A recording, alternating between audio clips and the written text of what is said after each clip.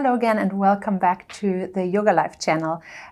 Today I want to share with you a couple of really valuable hacks. 5 hacks for social anxiety.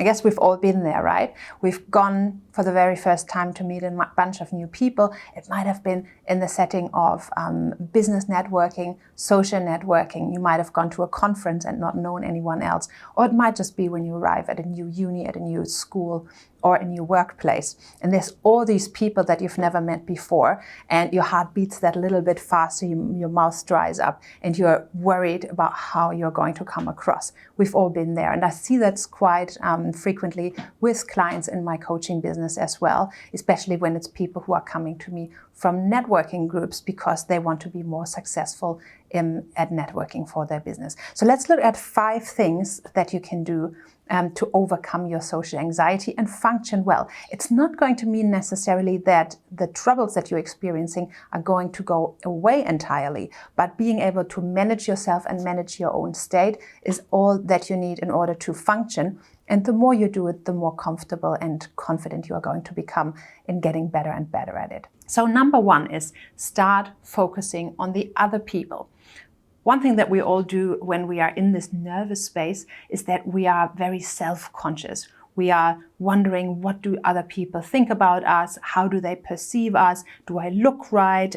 Do my clothes look the best? Is my hair okay? All these little things, and we can really get into our head and get hung up on what everybody else around us is thinking about us. Now, the truth is, most of the other people might be just as nervous or more nervous than we are. And they're probably in their own head thinking about how they are coming across. So be aware that most people out there aren't walking around looking for opportunities to judge you and to have an opinion about you. Most people are just fairly curious and want to get to know you or are in their own head. So if you can put your focus more on the other people and less on yourself, be more curious and open towards them and think less about you, that's the first really big step in being able to overcome your social anxiety.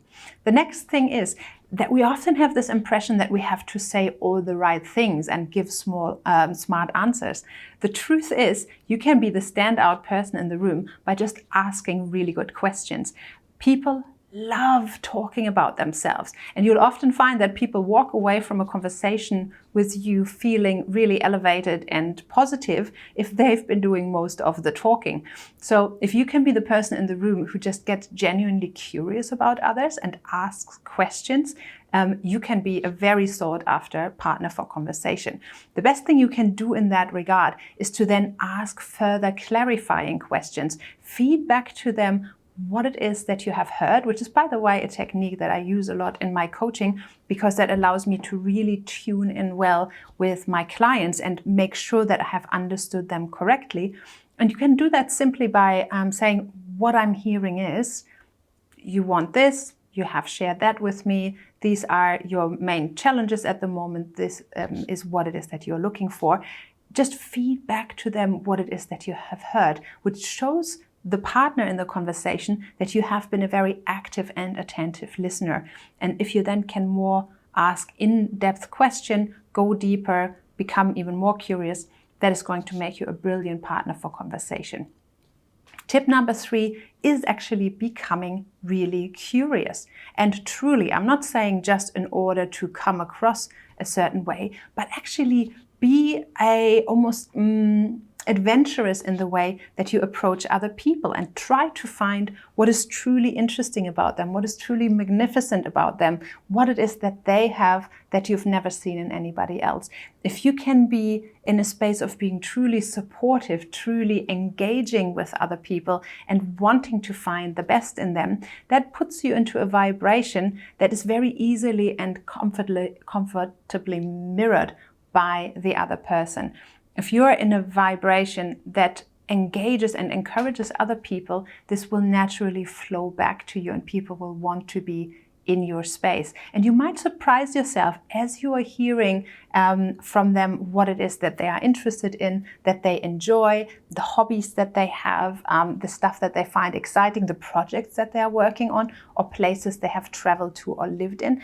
that you might actually surprisingly have things in common with them that you never knew. I found that time and time again, that I've been in business networking sessions and met people that at first glance I thought I had nothing in common with, only to then discover within 5 to 10 minutes of a conversation that, for example, me being in my spiritual space, somebody else was telling me they had lived and worked in a monastery in Japan. Somebody else told me that they are vegetarian just like me. Somebody else tells me, who really doesn't look like it, that they've had a yoga practice for 10 years.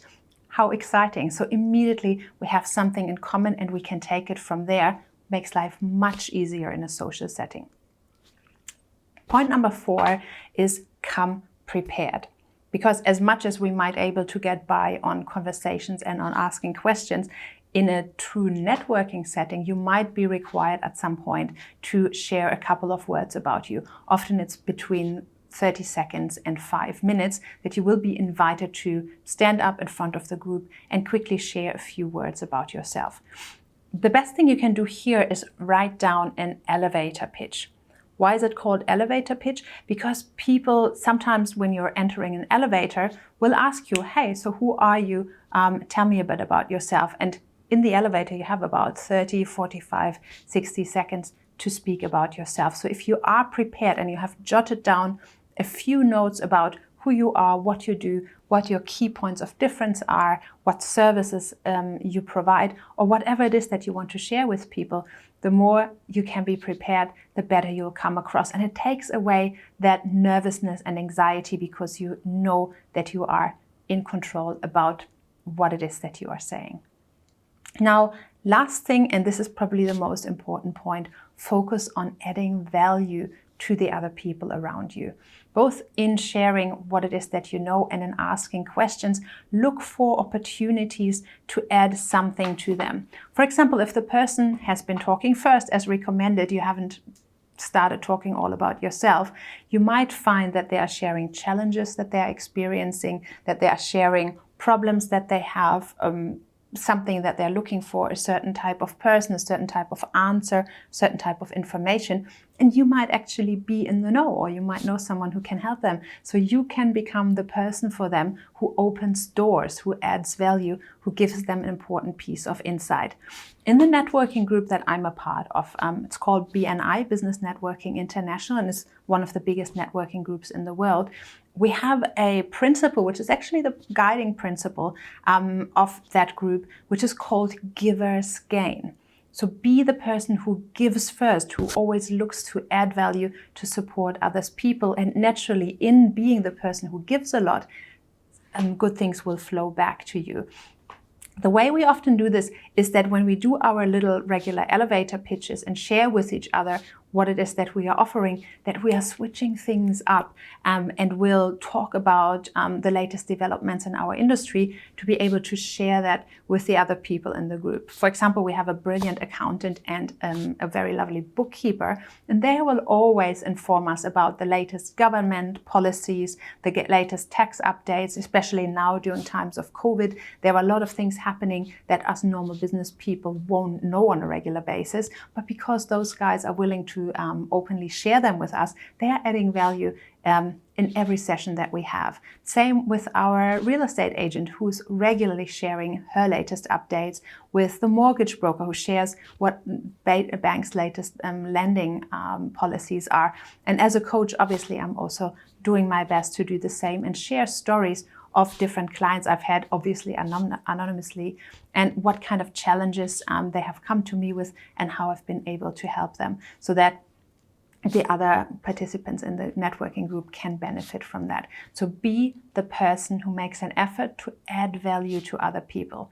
The more you can do this and focus away from your own self-conscious thoughts, from your own nervousness, from your own being in your own head, make it about other people, think about them, think about how you can support them, the more you are actually hopefully going to start enjoy networking, because it's a beautiful thing to get to know more people and widen your circle of influence, widen the variety of people that you have around you who might be able to add value to you as well, so that you can all support each other and grow together.